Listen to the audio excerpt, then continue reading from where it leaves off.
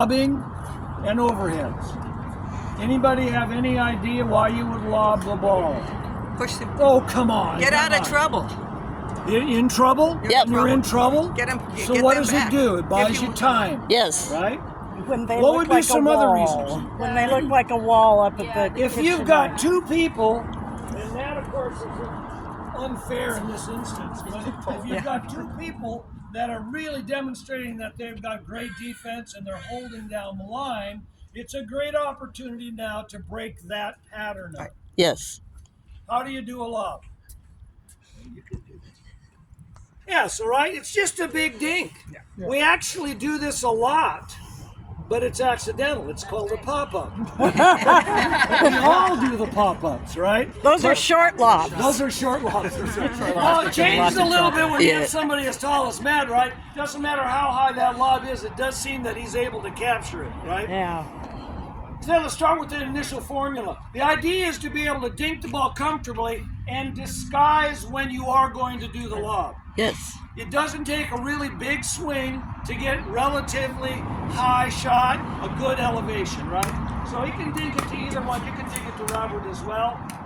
And then at a time that you think that you've got your opponent reaching in, you want to be able to hide, yeah, just like that. So we're just sitting like this point and we're getting involved. And a lob like that doesn't have to be overly perfect, but you can see very easily disguised, not a big swing at that. There's your overhead. Thank you, Matt. I thought they went in the net. You probably thought what? I thought they went in the net. The overheads? Yeah, yeah. No. Because he's already 10 feet over the net. Guys, so we think about where do we locate the lobs? Where do you try when you're hitting a lob? You're trying to hit it to Corner. Yeah, well, of course, backhand. There we go. That's good. So you really want it in the back 3 to 5 feet of the court. Doesn't have the flatter it is, the worse it is, because obviously, even if Robert and I were going to get lobbed, we can still reach up to about 7 feet, right? So you want some good arc to it. You're really not trying to win the rally on the lob. So don't try to think that's going to happen all the time. But you are trying to get your opponents to break the wall. And if that lob goes over my head, immediately, whether it's me or my partner, someone's gonna head back after the ball. If you're smart, you'll immediately say yours, so it forces your partner to get the ball. But right now, I'm just gonna stay and I want to lull my opponent to stay close. And when it's this way, a flick like that is a good opportunity, especially if they've just been leaning in. Now, I prefer over the backhand or cross court. Why would you want to go cross court? I think the wrong way to go. It's a longer shot. You probably have a better chance of keeping it in than hitting it straight. Yep. You have more time too, maybe. Yep, right. And so again, so look at the height. So immediately, again, even if I'm back here hitting that lob, it still causes my opponent to have to back up a lot.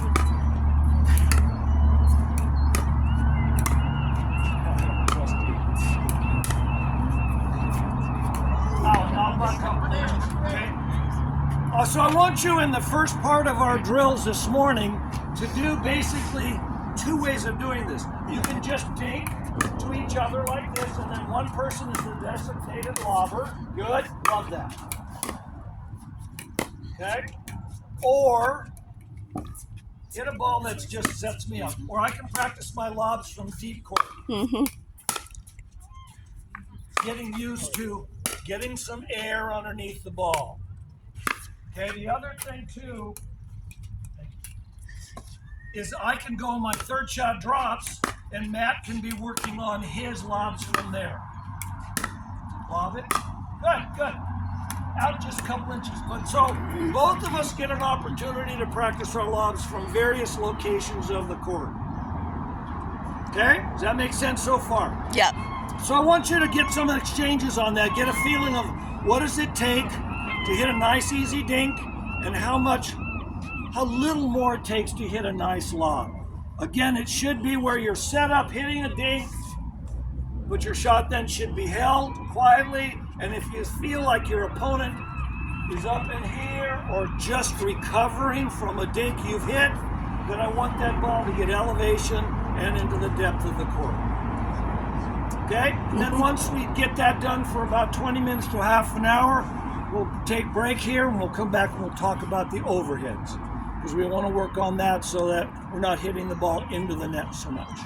Okay? Grab a ball, grab some friends, Friends. get on the court.